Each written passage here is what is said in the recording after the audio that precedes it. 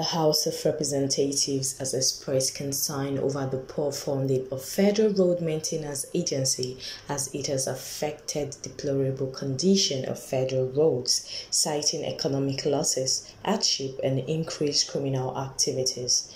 This was raised during plenary by Honorable Aderemi Hussaini from Oyo State, emphasizing that a raise from 25 billion naira to 200 billion naira will tackle the massive rehabilitation needs of federal roads across Nigeria.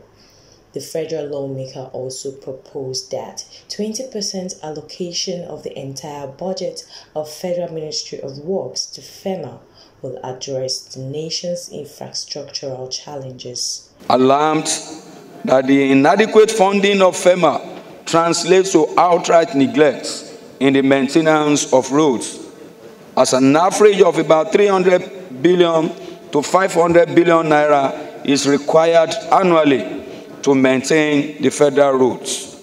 Sadly, the annual budget of Ferma is a meager sum of about 25 billion to 50 billion naira within the last 2 years, which is about 10% of the required amount.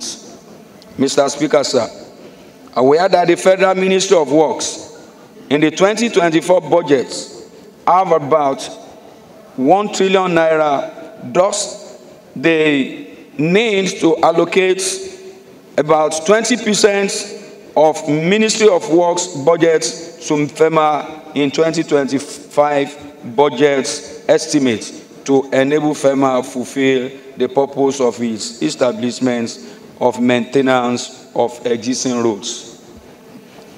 Mr. Speaker, sir, cognizant that all the needs to increase the budgetary allocation of Ferma in 2025 budget estimate to enable its discharge its responsibility effectively and engender economic growth in the country. Mr. Speaker, the House resolves to urge the Federal Ministries of Budget and Economic Planning, Finance, and Budget Office of the Federation to allocate 20% of the Ministry of Works budget for the 25 budget estimates to enable Federal Road Maintenance Agency to function effectively. And finally, Mr. Speaker, sir, to mandate the committees on appropriations, finance, and legislative compliance to ensure compliance. The motion was later put to a voice vote and resolved to mandate relevant committees to ensure compliance.